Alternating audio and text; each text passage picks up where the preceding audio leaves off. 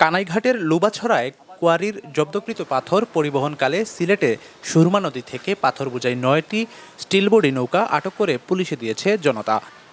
মঙ্গলবার গভীর রাতে দক্ষিণ সুরমার গুটাটিকর এলাকার পাসপোর্ট অফিসের কাছে নৌকাগুলো আটক করা হয়। বিপুল পরিমাণ এই পাথর লুবাছড়া থেকে লুট করে পাচার করা হচ্ছিল বলে অভিযোগ করেছেন নৌকা আটককারী লোকজন। গত রাইতে আপনার স্থানীয় মানুষের ওই লোক সহযোগিতা শুনলাম আপনার পাথর বোঝাই এগুলা সরকারি আপনার ওই লোক পাথর আপনার এগুলা জব্দকৃত পাথর আপনার ওই লোকে তো এগুলা খেয়ে বাখারা আপনার ওই লোকে লইয়া যার কি আপনার ও এলাকার স্থানীয় মানুষের ওই লোক সহযোগিতা আটকাইয়ার বাদে প্রশাসন আমরা হাওলা করলাম। প্রশাসন আইছে, প্রশাসনে আইয়া তার আপনার ওই লোকে আপনার তার এগুলা যেগুলা আপনার আইনভাবে যেভাবে হয় আপনার ওই লোকে সব নৌকাগুলার আপনার ওই লোকে সিজার লিস্ট করিয়া আপনার ওই লোকে তারা আপনার জব্দ করিয়া নিচ্ছেন। আপনার জনতার এই পাথর বোঝাই নৌকা আটক করে পুলিশে দেওয়ার বিষয়টি নিশ্চিত করেছেন সিলেট মেট্রোপলিটন পুলিশের অতিরিক্ত উপকমিশনার মিডিয়া মোহাম্মদ সাইফুল ইসলাম। এটা তো হয়েছিল মূলত হচ্ছে আপনার জনগণ কর্তৃক আটক করা হয়েছিল এবং অভিযোগ দিয়েছিল, ঠিক আছে, এবং এখনো সেই অবস্থায় এটা আটক আছে, এখনো সিদ্ধান্ত নেওয়া হয় নাই। বর্তমানে যাচাই বাছাই করা হচ্ছে, জেলা প্রশাসনের সাথে যোগাযোগ করা হয়েছে, আর হচ্ছে আপনার কনসার্ন বিসি আমাদের দক্ষিণ তারা ঘটনাস্থলে গিয়ে সেগুলো যাচাই বাছাই করে দেখছেন। স্থানীয় সূত্রে জানা যায়, মঙ্গলবার গভীর রাতে কানাইঘাটের লুবাছড়া থেকে সরকারি অভিযানে জব্দকৃত বিপুল পরিমাণ পাথর ৯টি নৌকায় করে সুরমা নদী দিয়ে পাচারের চেষ্টা করা হচ্ছিল। এ সময় নৌকাগুলো দক্ষিণ সুরমার গুটাটিকরস্থ পাসপোর্ট অফিসের কাছে আসার পর স্থানীয় লোকজন আটক করেন। তারা নৌকাগুলো তীরে নোঙর করে থানা পুলিশকে খবর দেন। পরে মোগলাবাজার থানা পুলিশ গিয়ে পাথরসহ নৌকাগুলো জব্দ করে। দক্ষিণ সুরমার গুটাটিকরের সামি এন্টারপ্রাইজের স্বত্বাধিকারী নজরুল ইসলাম জানান, ২০২০ সালের জুলাই মাসে লুবাছড়া কোয়ারি থেকে অবৈধভাবে উত্তোলন করে মজুত করা প্রায় ১ কোটি ঘনফুট পাথর জব্দ করে প্রশাসন।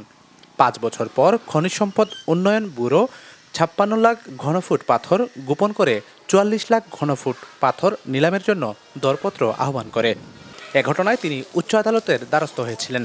অভিযোগ বিচারাধীন থাকাবস্থায় আদালতের নির্দেশ উপেক্ষা করে বিএমডি সর্বোচ্চ দরদাতা হিসেবে পিয়াস এন্টারপ্রাইজ নামক একটি প্রতিষ্ঠানের কাছে জব্দকৃত ৪৪ লাখ ঘনফুট পাথর বিক্রি করে দেন। এ ঘটনার বিরুদ্ধেও তিনি আদালতের দ্বারস্থ হয়েছিলেন। এখানে ২০২০ সালে পরিবেশ অধিদপ্তর ১ কোটি মাল জব্দ করে। ১ কোটি মাল জব্দ করে তিনবার নিলাম প্রক্রিয়া হয় ১ কোটি মাল।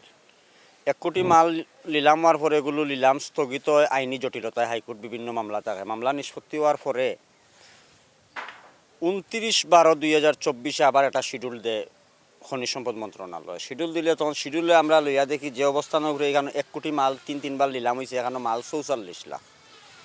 ৪৪ লাখ মাল দেখি আমরা এখানে অনেক অংশগ্রহণ না করিয়া আমরা গেলাম আদালতে শরণাপন্ন হইলাম। হইয়া গিয়ে আমরা কাগজপত্র বেলিট লইয়া গেলাম যে এখানে ১ কোটি মাল ও দপ্তরে ইনকোয়ারি করছে, ১ কোটি মাল হয়েছে এখানে খনিজে ৪৪ লাখ মাল ৫৬ লাখ মাল গোপন করিয়া নিলাম দিলেইছে। তখন হাইকোর্ট এগুলো স্থগিতাদেশ দিছে, নিলাম প্রক্রিয়া স্থগিতাদেশ। নিলাম প্রক্রিয়া স্থগিতাদেশের এগেনিস্টে খনিজ সম্পদ মন্ত্রণালয় গেছে চেম্বার জজ। চেম্বার জজ যাওয়ার পরে চেম্বার জজ আমার পক্ষে রায়রে রাখিয়া এবিলেট ডিভিশনরে দিলেইছে সর্বোচ্চ আদালতের রায় বহাল রাখিয়া হাইকোর্টে কইছে ২ মাসের মধ্যে ওগুলো নিষ্পত্তি করে দেওয়া লাগে। ওগুলো হাইকোর্টে অমান্য করিয়া খনিজ সম্পদ মন্ত্রণালয় কিছু অসাধু কর্মকর্তা যুগসাজকে ডেভিড আওয়ামী লীগ, মোস্তাক আহমদ পলাশ, তমিজ এরার যুগসাজকে খনিজ সম্পদ মন্ত্রণালয় অসাধু কর্মকর্তার যুগসাজকে মিলিয়া ৬ মে তারা ওয়ার্ক অর্ডার দিলে আদালতের না মানিয়া। ৬ মে ওয়ার্ক অর্ডার দেওয়ার পরে আমরা আবার ১৫ মে এই ওয়ার্ক অর্ডারে আবার স্থগিতাদেশ করি। স্থগিতাদেশ করার পরেও তারা অবৈধভাবে ৬ মে থাকি পাথর অপসারণ করে।